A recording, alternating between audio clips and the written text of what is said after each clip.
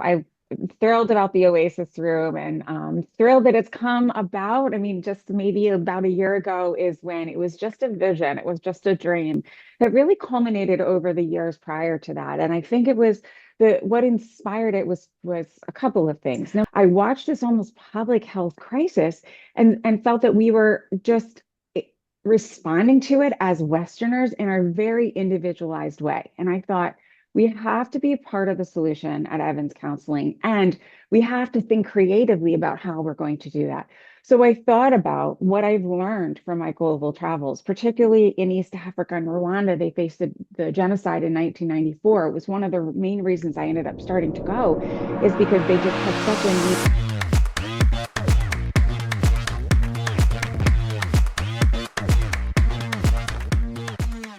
Welcome, everybody. Thanks for stopping by. This is The Sound, and I'm Donna. Today's guest, so excited and just so happy to have her join us. We have Dr. Heather Evans with us. Heather is a compassionate social worker, a therapist, an author, and speaker, and she's dedicated to amplifying voices. So this is a perfect platform to be visiting with Heather today because, we're all about creating the sound, a sound. Everybody has a sound in this world to make. And so she's a perfect guest.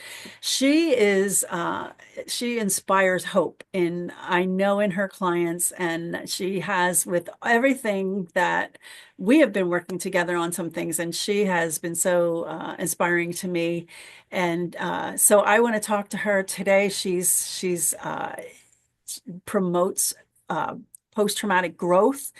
And from a global perspective, she specializes in working with trauma survivors, caregivers, and communities, advocating for the marginalized and promoting trauma-informed healing. So we're going to talk to her today a little bit about what all that's about.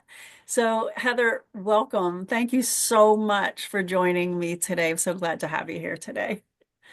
Thank you for having me. It's an honor to be having this conversation with you. Yeah, so let's get started. Let's start with who's Heather? Where'd you come from? What's your background? How'd you get into the counseling? And then we'll go from there with other things. Great, thank you. I'm Heather Evans. I live in the Lehigh Valley, Pennsylvania region. Actually, most of my life have moved away for a period of time, but then ended up coming back and have taken roots here and started a group counseling practice here. So, who all is Heather? I mean, I'm a person who loves people. I'm a Christian. I love nature. I love eating good food, good drinks. I love music. I love live music. I love dancing. I love a lot of things, but I really, at the heartbeat of what I do, I love helping people. I love amplifying voices of people, particularly the marginalized. So I majored in social work in college and knew quite quickly as I went throughout the program that the type of social work I wanted to do was work with people over a period of time and kind of go deep into their lives and promoting change and growth. And so I went on to get my master's and then started the route of counseling or individual therapy and eventually started my own practice almost, my goodness, 20 years ago. 20-year anniversary of starting my own practice. Oh, Wow, that's worth congratulations. celebrating. And over the years, I just got more and more cases of abuse and trauma, particularly sexual abuse. And that kind of became the thing that I wouldn't say I'm an expert in, but the thing I'm an ongoing student of and wanted to specialize in and really focus on. And that took a few different routes. I mean, that took me down the route of learning more about human trafficking and helping to start a local organization that addresses sex trafficking in the Lehigh Valley. And that led me to doing research with victims of sex trafficking and, of course, eventually doing the Voices of Survivors project, which we will talk about. And it also led me to travel globally, particularly to East Africa, Rwanda, and then eventually Kenya to train trauma healing caregivers there. So my heart is to work with people. And the thread of everything that I do is really helping people heal from trauma and helping communities or organizations become safe places, become organizations and communities that are trauma informed, places where survivors can heal and grow. That's wow. That's amazing. And when we first met, we just everything resonated with me. Everything Yes. from helping people to the African, just love for Africa. I've not been yet. That has been a dream of mine since I was a child, so I'll get there someday. But Yes. was there any one thing or event, or how did you steer towards the trauma informed, direction? Was there anything in particular, or you just, how did Yeah, that?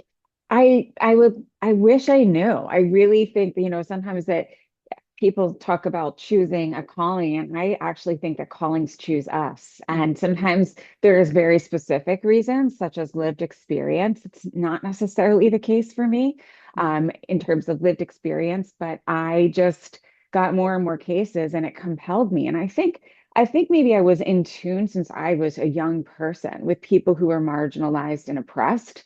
I think I always had a desire to see people kind of find their voice and be treated with justice and equality.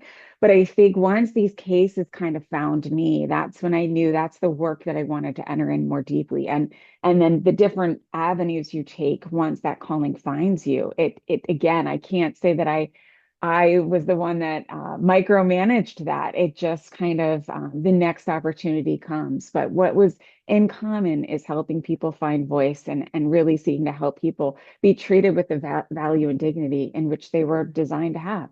Yeah, I think we're so similar in that as well, that, and it is interesting to see how people go different ways as we're drawn to it. I was the same as a child. I was always for the underdog. I hated to see others be ridiculed or hurt. And so that, everything that I've always done from teaching, everything that I'm doing now is always that underlying tone, Mm, underlying thread of I just want to see people happy, healthy, whole, and mhm. treated well, you Yes, know? So, yeah. So now you have, wow, 20 years. It doesn't seem possible, right? But how many people, so you have other counselors and therapists that are working with you now at I Evans. How many, do. how many do you have? I do. Yeah, I never set out to have a group practice. It just like one by one, people would come. Sometimes people would have to leave and move away, and then someone else would come. And so we're up to now 11 therapists. And then we have a team of somatic practitioners that we added on at the end of last year, which has been a new adventure. Mhm. So yeah, it's been amazing. The team has really grown a lot, even over the last year, and still growing. Hopefully, we've expanded so there's more space to fill and more people to help. So it really is been a privilege to now give other people the opportunity to use their gifts and skills and to be able to help more people in our community. What a blessing that is. Wow, 11. I didn't even realize you had 11. I've met some of them. And then now, do they each have their own area, or are you all basically working with trauma informed, or how does that work? I would say the thread for all of us is trauma informed care, but each person has a different niche. We have a couple of men that tend to really work with men who are dealing with their own histories of trauma or sex addiction. We have those, our male therapists, excuse me, tend to see a lot of the couples. They do great work with marriages. And then we have some practitioners here are therapists here that do really well working with children. We have some that can focus on adoption, some that have a little bit of a global focus, Mhm. anxiety, depression, eating disorders, kind of you name it. We're all really general. We'll work with a lot of different things, but each of us has a different niche as well. Oh, that's amazing. That's really, truly amazing. Congratulations. That is quite an accomplishment. Wow, for 20 years.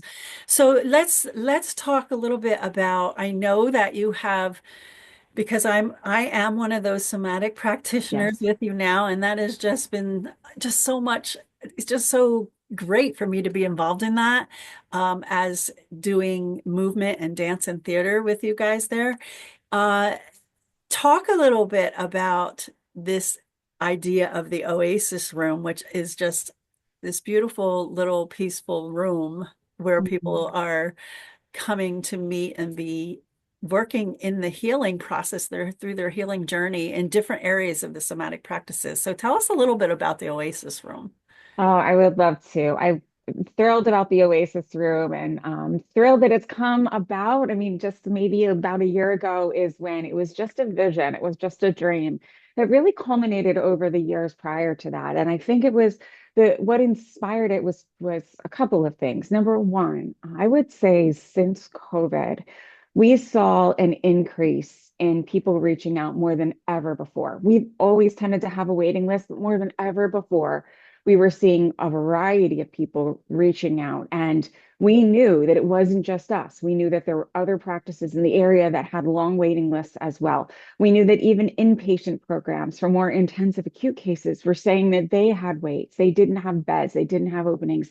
And I said, okay, like we have to do something different because I watched this almost public health crisis and felt that we were just responding to it as Westerners in our very individualized way. And I thought, we have to be part of the solution at Evans Counseling, and we have to think creatively about how we're going to do that. So I thought about what I've learned from my global travels, particularly in East Africa and Rwanda. They faced the genocide in 1994. It was one of the main reasons I ended up starting to go, is because they just had such a need and request for more training and more help in healing from the trauma that they endured. But for them in their culture, sitting in an office, two people talking about their problems was not really what brought healing. They're much more of a communal culture. So they wanted things that would bring people together in groups, healing groups where they could share stories using art, using music, using dance. So I said, how do we bring more groups in order to help more people and in order to connect people who have become so isolated with each other? The other thing is that in our work with trauma, particularly even as the field has grown, trauma is not a new thing, but the field of trauma is still evolving. We're learning more and more about how important it is to address trauma in the body, that talk therapy alone sometimes doesn't heal in the way that we can do things that kind of get at the body. So I would refer clients to different things along the way, whether it be dance or self-defense classes or massage or a nutritionist, a music, they're all different types of modalities because that's the way I think. When I work with somebody, I want to help them in their mind, body, spirit. They would rarely follow through. I think because it was just one more step, one more call, one more location they need to go to. So I said, what if we bring some of that to our practice, that we begin to offer that holistic care here, that we connect people with each other in groups, that it's just a step in another room rather than having to make a new call and go to a new place. And so I'm thrilled about it. The team of people that have come around, some of them I've known for years and have watched the work that they do and know how skilled they are and passionate they are at what they do. So it was beautiful to be able to say, would you come and offer that here? Some of them, like you, I met, and instantly when I met you, Donna, just hearing your training and the way you used your passion and expertise, and you match that with training on trauma and how trauma impacts the body. I'm like, I had been like, you were on my list. I wanted somebody that could do dance and movement, and then I met you, and it was just beautiful. It was a dream come true. So I'm talking for a long time, but clearly you see I'm excited. I'm passionate about it. We're hoping that our classes are supplements to our current clients. We're hoping that it will reach the community with people that maybe don't aren't ready for counseling, but would come to one of our groups and would do something that's a little bit more creative in nature. And that the end result will be that our Oasis room will literally be a beacon of hope in the community, an oasis, a safe place of resting and rejuvenation. Not only we have individual classes, we're starting to do like 1 day or half day retreats that would be for different types of groups or organizations. And I'm really excited about that, just to see how that will continue to develop and unfold.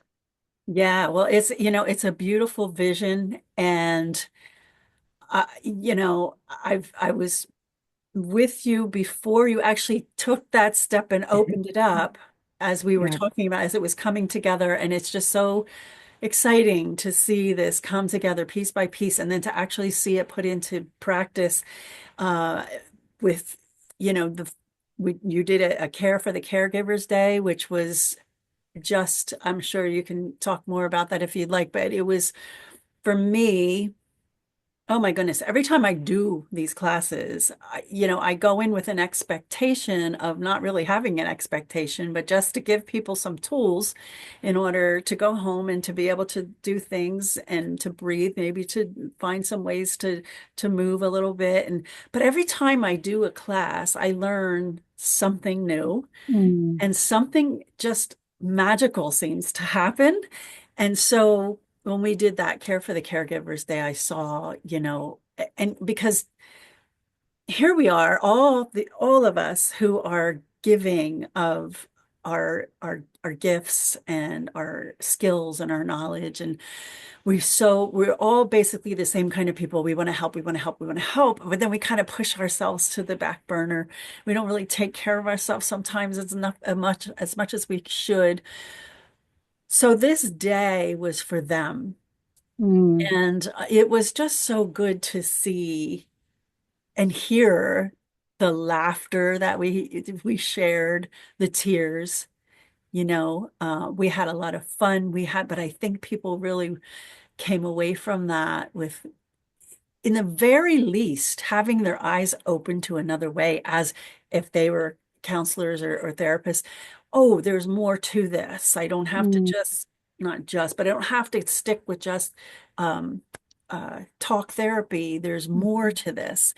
And it just is an amazing place. I really do believe that as you continue to, you have the great ideas and it's going to catch on. And so we'll just continue to be able to build upon that. And it's so nice to be part of your vision and to realize that dream with you. Mm, It's just beautiful. And I really believe that in these days that we really need to be collaborating with others. yes. That was uh that was one of my words for this year, was that well, to delegate and collaborate. Mm, And so I've been really trying to stick with that, but it's just happening, it's just happening. So it's a beautiful thing, and I just really want to encourage people that, and people don't have to be coming to you as a that's client, right. big part, right? Yeah. That's right. Absolutely. Yeah. You can take a look on our website at the classes that we offer. You can sign up to receive the newsletter so that on an ongoing basis you're hearing about the new classes that are being offered. And you can come one time or you can come to a repetitious class such as your weekly classes that are coming up. And you don't have to ever be a client to be able to participate. But yeah, I would love to briefly speak about the Care for Caregiver Day because it really was quite remarkable to me.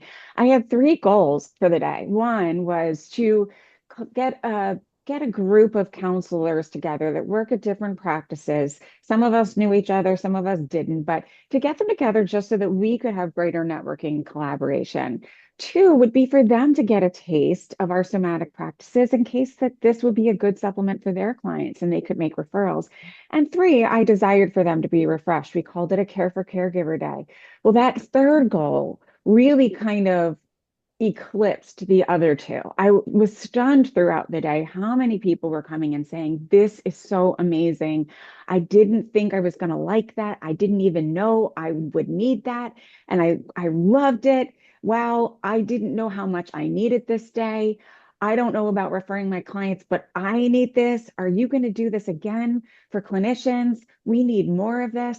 I it really took me back and said, we're hitting on something here. Many throughout the day were talking about how they just have been feeling burned out, they're fatigued, and they know people around the field are. And I just thought, wow, okay, we need to do more of this, but how do we create a package, a half day or a full day for either different organizations or teams or groups to come through and experience something similar? It's so powerful because it really does get at the mind, body, spirit, and it connects people with each other in a shared experience in a way that, like you said, is almost magical. Hmm. Yeah, and I think that, you hit upon something when I think that a lot of them didn't even realize that they needed that. Exactly. And I think I didn't realize how much they needed that. I think that was like my third goal. Well, I know that this is going to refresh them. This will be good.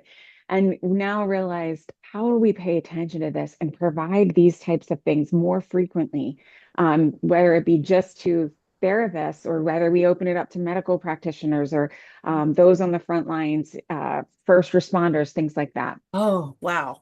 I love that idea. You know, that's one of the things that through our academy, Worldwide Academy, is that we we do some uh, interviews and for that channel as well. And but one of the things that we talked about too on that was the care for the first responders, and that is, I think that would be amazing, an amazing outreach to do that. And do you have anything coming up that you want to share yet, or not ready to for those? Yeah, no, I would say just, you could talk about your classes and what you do. I mean, I think we have a whole new group of classes that are coming up in terms of I don't know when this is going to be aired, but we have new classes coming up. So I would say check the website. And then this idea that I'm talking about of packaging, if someone is listening and says,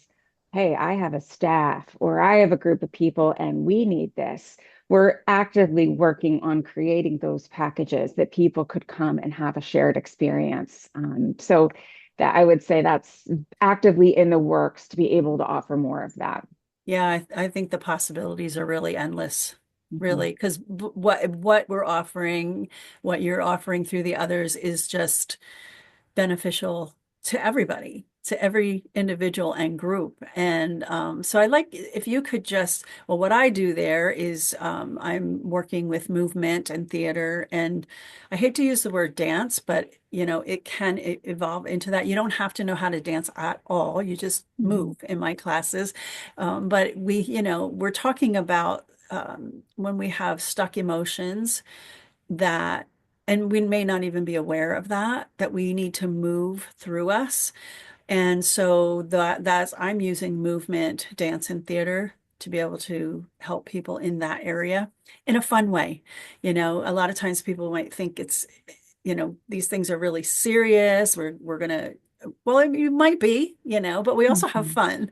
So tell us, tell the audience, what are some of the other classes that you're offering? The other practitioners, what are they doing? Yeah, so Lene, she's a somatic practitioner who meets with people one-on-one. She's willing to meet with couples. She's willing to do parent-child individual sessions. And I can attest to the fact that some of my clients have said that it has just taken their healing and growth to new levels to have that time of working with them. She's currently doing a women's circle, and she's working on some stuff for teens and children that will happen in the summer. And she really teaches people how to become more connected in their own body, how to regulate their body if they're dealing with anxiety or numbness from depression or trauma, or boundaries, people who have a hard time with boundaries, things like that. She can use really creative ways to walk people through a process of learning how to regulate, learning how to be more connected in their own body. We have Julie, who offers monthly classes. Julie is both a holistic health practitioner, does fitness and nutrition. She has her own practice doing that. But we're so privileged to have her once a month with different topics. And I have sat in on her classes. She gives a wealth of information. And she has a class coming up on gratitude at gratitude and intentions. She always will leave you with a booklet of resources and information. So you're getting more than the cost of the actual group. We have Joanne, who does spiritual direction. This is for people who already have a relationship with God and want to grow. And how do people talk about having discernment and hearing from God or learning how to listen to God, and people who feel a little bit lost in their relationship with God. She's a great person to provide some guidance for that. Or people who feel hurt. Maybe they've been hurt by the church and they have questions for God and doubts about God. She's great and very sensitive, again, to meet with people one-on-one. And she has some groups coming up right in time for kind of the Lent Easter season. We have Dana, who does mindfulness through working with plants. She has so much knowledge about the mental health benefits of plants, things that like we take for granted, such as the smell of the soil and what that activates in our brain. So she walks us through an experiential process of being learning how to plant plants and then how to care for them and how to actually have that be a mindful practice, not something we neglect or avoid or get stressed by, but something that actually contributes to our mental health. And we have Anissa. Anissa is doing a music healing class coming up in April. And that one particularly is a drum circle. And Donna, you and I have both been involved. And even people who that sounds out of their comfort zone are sure to enjoy it and have an amazing experience. Just realizing how rhythm and music speak to the soul and mind in a way that nothing else really can. So those are just a few examples.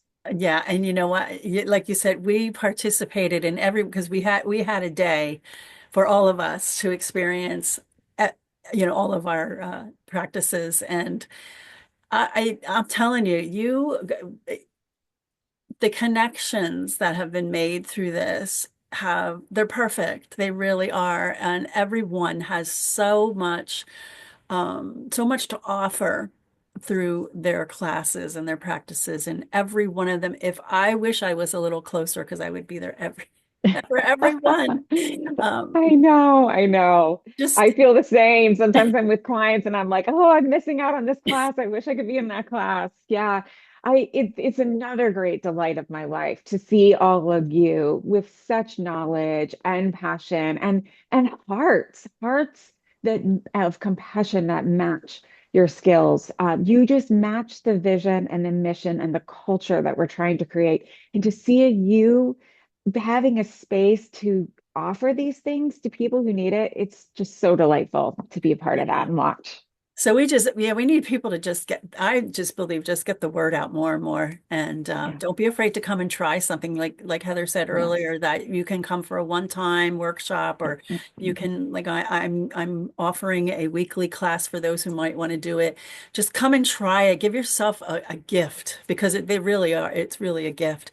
So I want to just shift a little bit into the next part, because this is at, again, the heart of you. Everything you're doing is at the heart of who you are, the essence of who Heather is, and what you're created for, and your mission. So you are the founder of the Survivors Project, correct? Voices of Survivors I'm sorry, Project. Voices Yes. of Survivors Project. I want to Yeah. just make sure I get that right, because we are working on some things together. But I want you to give us a little bit of information on this wonderful project that you've been doing. Yeah, so it started back in, I think, 2019. I completed my dissertation research, which was interviewing and doing something called photo voice with survivors of sex trafficking that were trafficked within the US. Now, photo voice is a research methodology in which people who have shared lived experiences are given cameras to take pictures that express their shared lived experiences. So I had a group of, the first time I did this, I had a group of 6 survivors from all over the US. And all I did was give them a prompt: take pictures that express your experience of survival. So they took pictures and included captions with those pictures. And then I got those survivors together into focus groups that we were meeting virtually since we were all over the place. And I shared with them the collection of pictures and captions, asking them, what do you see in these pictures? How do these pictures share the story of survival or survivors? And then the third question I asked them, those things were too powerful and enough, was what do you want to do with these pictures? Who do you want to see these pictures? And they said, this has been so moving and powerful for us. Number one, a chance for them, again, without words, to be able to use something artistic to express their story. Number two, to bear witness to each other's pictures, to hear other survivors connecting with their pictures or affirming what they see in those pictures was healing in and of itself. But the third part is to get to amplify their voices through them deciding how they want to share their pictures. They knew at the start that it was their pictures were going to be included in my research, but I then gave them the choice and asked for their feedback on who do you want to see these pictures. They said, we want anyone and everyone to see these pictures. We want these pictures to be seen around the world. We think they should go into museums, they should be at workshops and presentations.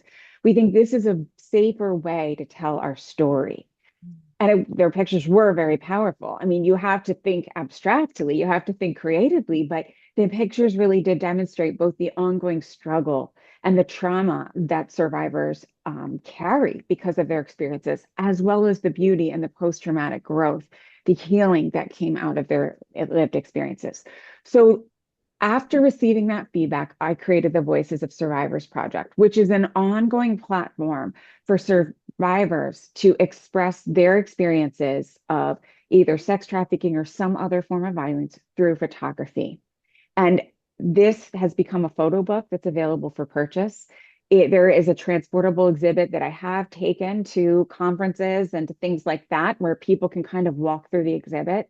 I've done virtual exhibits and trainings where I share the pictures and kind of take people through this experiential exercise of gaining empathy and raising awareness about human trafficking. I've now done three other projects with survivors actually in this region. It's become an annual tradition. They love it so much that we have survivors from this region take pictures, and we sometimes have different themes. Last year's theme was I am becoming. And their photos also have been turned into photo books and have been a part of an exhibit that has taken place during our annual Lehigh Valley Anti-Trafficking Week.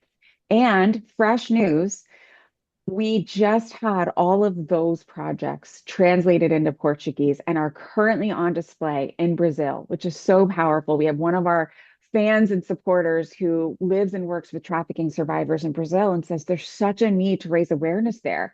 Prostitution is such a part of the culture. They don't even look at it as exploitation. They don't look at these children who are in prostitution as victims, such as the global definition of human trafficking says that there is no such thing as a child prostitute. If you're under the age of 18, you don't need to prove that they're forced or deceived into trafficking. So it's currently raising awareness in Brazil. And as my other passions, of course, I have so many more ideas that I have time of what I'd like to do, but it's been beautiful just to see their original pictures and dream just carried into fruition as I've tried to take their pictures globally through conferences, even international trainings, and now it's been to a few different continents. That is truly amazing. Congratulations. I saw that announcement this morning. I was like, yes, because I knew you were trying to do that. And that is just wow. And it's what they wanted and it's Yeah, happening, it is. and It is. I have a book, actually I have a photography book, and I love I mean, it's just so wonderful to see through their eyes and to see the comments that they have Mhm. made that go along with it. And it truly is uh, just a beautiful thing to do. And of course, being a dancer as I have been all my life, the expression through the arts, speaks to us in so many ways that we don't actually really need words all the time. And sometimes, the photography, the picture, the movement can express things so much Absolutely. better and deeper from the heart. Mhm. And so that's a really exciting, right? Really exciting news today. And I know that that is going to continue on. We are actually doing a project together that we're Mhm. calling the Voices Project. And this is another thing that, when we have met and we start talking and we're connected because we have the same heart and some of the same visions and pathways to get to where Yes. on our mission. I truly believe that this is my mission right now, and that is to um, take some of the participants in some of our classes and invite them to not only to continue to take classes and to heal through them, and but to also have it culminate in an end presentation or production of music, drama, dance, and then, but we're also going to bring in the photography, the artwork of your project, and some others. I'd love to have some other organizations and individuals join us for fine art and things like that. So we're working on this project together, and I Mhm. again believing that collaboration is the thing these days. If I, you know, we it's a mutual benefit to work together. And if we Yeah. have the same sorts of visions and ideas, and why not work together with each other? I can help you promote what you're doing. And in the meanwhile, it raises so much greater awareness if we can come together. I've always been like that. I could never understand, and I've been was in business for a long time, ever since I was like 21 years old. And I could never understand, especially in the dance world, in the arts world, it is competitive, but I could never understand why don't we just work together? It's so much better, it's so much easier. And so we're working towards this right now. We're kind of in an information distributing point where we're trying to let other providers know and find some clients that might be interested in participating in this. And it will be in a way that is not so I don't know, the word that I'm thinking of is invasive. I don't know if that's the right word, but it's not it won't be a literal production that will really make people feel too uncomfortable or trigger Hmm. people, I guess is the Hmm. word I'm saying. But we're trying to get the word out right Hmm. now to get participants, and also doing some fundraising for it. So we have an upcoming tea party that we're doing as one of our Yes. fundraisers, and Heather is actually going to be there with her photography book, so they'll be available there for anybody to purchase and take a look at. That's Saturday, May 17th in Coopersburg at Jacqueline's on Main at from what was it, 12 to 2. I'm going to put all that information below, and Heather, I'll link all of your information below in the description as well. So we're moving. Sometimes we feel like we can't do enough, but we are. We're taking Yes. steps. And I just want to jump right in and just let's go, let's go, let's go. And sometimes I have to hold myself back and just, we got to do this first, this for next. And so I'm so excited to be able to work with you with your project and to be able to get you more visibility and more connections really as well. But the bottom line is I truly believe this, my whole heart, that through these projects, we will see our clients and individuals and groups really heal Yeah. deeply. And I believe that's the time that we're in these days. It is Yes. time for us all to heal, and including myself. And we saw that in the Care for the Caregivers Day, Mm. including us. It is time for the world to heal. And I just, call me whatever, optimist, what dreamer. I just believe that if each one of us would focus on healing ourselves, the Mm. world would be healed. And it Mm. seems so simple, doesn't it? But we know how it is.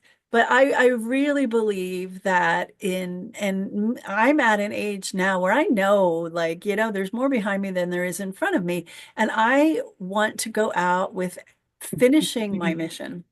And I Hmm. believe that this is the mission now for me, and to be bringing as many people with me as I possibly can. So anyway, I'm so I love excited. it. I am excited too. And I think just to affirm what you're saying and how much I agree with it.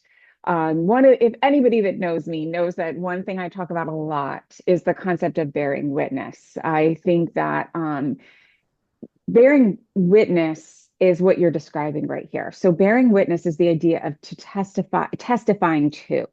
So someone is giving a testimony and someone else is listening and entering in. And what I love about the concept of bearing witness is it's not just listening, it's engaging. You're entering your heart and your mind with material of somebody else somebody else using their voice, somebody else's expression. And similar to the Voices of Survivors project with the photography, what we found is that it's healing both for the participant as other people bear witness and as they expressed their voice, but it's healing for the ones who are doing the bearing witness. Like they are talking about how they're moved and they're impacted. And so for you, Donna, like you're giving this opportunity for people that have some type of history that they say, I consider myself a survivor. I kind of like that idea of movement as a form of expression. And they have a place for them to give voice through movement. Mhm. And then if people are just curious about that by participating in the tea and helping to fundraise this, Mhm. by coming to the eventual event where there will be a production or performance, if you will. I don't know if that's the right word to use. Mhm. They will be impacted. There will be healing that comes as they bear witness to somebody else's story. Oh, there's a woman, Sandra Bloom, who is a trauma pioneer, trauma expert. And she said years ago, I think in the 1990s, she said, this is the most potent form of healing, the concept of bearing witness. I believe we need it now more than ever before. This bearing witness, being witnessed and bearing witness. And you're providing another opportunity for that to happen. Mm. Wow, that is excellent. I love how you have described that. Well, whew, we have a lot in this this time that we spent together. I love you, Heather. We are sisters. We are. I And, love you too. I love and our intersecting hearts and yes, passions and the fact that it's just the fact that our paths have crossed. I'm just thrilled to have you as a part of the Oasis Room, but to see how we will continue to collaborate with our shared passions. yeah. So closing words, do you have what would you like to say to maybe somebody who's watching this and resonating with something that you have said today, but is maybe has never really reached out for help. There may be some reasons why. Just anything that you would like to add before we finish, before we close. You are worthy. You are worthy of being seen and heard and understood. You are worthy of connection. You are worthy of belonging. Whether that's with the therapist for the first time or whether if there's just one person that you might share something you've never shared before, take that step towards connection, towards community, just that step of reaching out. And reaching out and sharing one thing doesn't mean you have to be an open book and share everything. No, people earn the right to hear our story, and no one, you never have to tell anyone anything, but move towards someone for connection, a community, whether it's a class at the Oasis Room, seeking out a counselor, going to church, or just connecting with a friend. You're worthy. Oh, I love that. I love that you are worthy.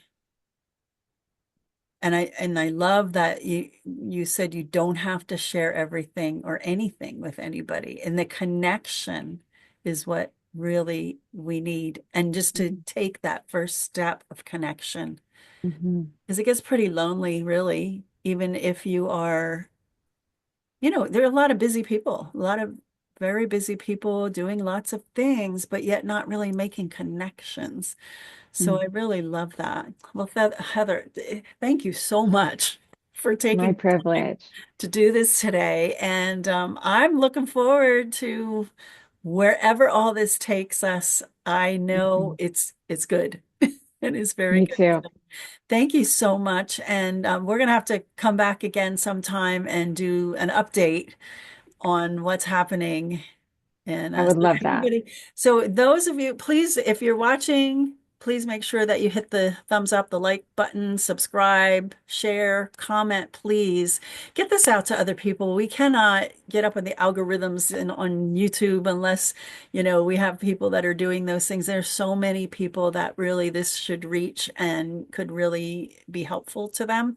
So thank you for doing that. And I will see you again the next time on The Sound. Take care, everybody. Ciao.